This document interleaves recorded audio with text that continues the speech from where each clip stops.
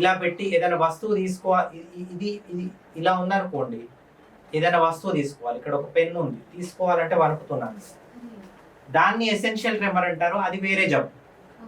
కానీ నేను ఏ పని చేస్తున్నా, నేను నడుస్తున్నా, దానికి అదే వణుకుతుంది అంటే రెస్ట్ ట్రెమర్ అంటారు.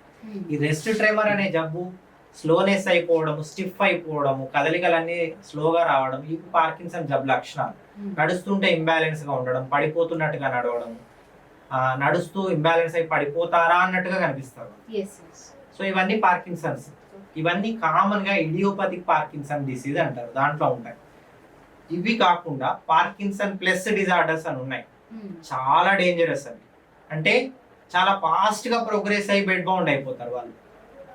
వాళ్ళ లోపల మనిషి ఇప్పుడు ఎలా పడిపోతారంటే ఫ్రీక్వెంట్ గా పడిపోతూ ఉంటారు వాళ్ళు.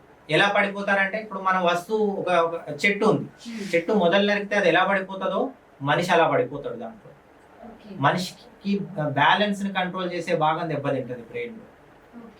దానివల్ల మనిషి డామని పడతా ఉంటాడు, ఎక్కడికక్కడ ఆ ఏజ్ లో ఫ్రాక్చర్లు అవుతా ఉంటాయి, వాళ్ళు కన్ను సరిగ్గా కదలవు, బొమ్మలాగా ఉండిపోతారు.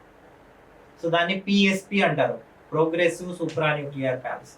ఇది కాకుండా ఎంఎస్సి అని ఇంకొక జబ్బు ఉంది. ఆ ఎంఎస్సిలో మనిషి ఇంబ్యాలెన్స్ ఎక్కువగా అవ్వడం, అటానమిక్ సిస్టమ్ లో ప్రాబ్లమ్స్ రావడం వల్ల సడన్ గా బీపీ పడిపోయి మనిషి పడిపోవడం, పడుకుంటే చోకింగ్ అయినట్టుగా అయ్యి శ్వాస సరిగ్గా ఆడకపోవడం, మూత్రం ఆగకపోవడం, మూత్రం బట్టల్లో పడడం, ఇవన్నీ కూడా పార్కిన్సన్ ప్లస్ జబ్బు లక్షణాలు. వీటికి పెద్దగా ట్రీట్మెంట్స్ లేవు.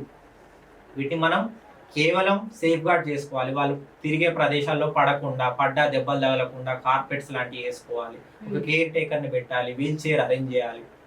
వాళ్ళ కేర్ టేకర్ తీసుకుంటేనే అవుతుంది, లేకపోతే వాళ్ళు కింద పడిపోతా ఉంటారు, ఫ్రాక్చర్లు అవుతారు. మా న్యూరాలజీలో ప్రాబ్లం ఏంటంటే లేట్ చేసే కొద్దీ ప్రాబ్లం ఎక్కువైతుంది, లేట్ చేసే కొద్దీ ట్రీట్మెంట్ ఆప్షన్స్ తగ్గిపోతాయి. తొందరగా కలిస్తే, తొందరగా ట్రీట్మెంట్ స్టార్ట్ చేస్తే కొంత బెటర్ గా ఉంటుంది.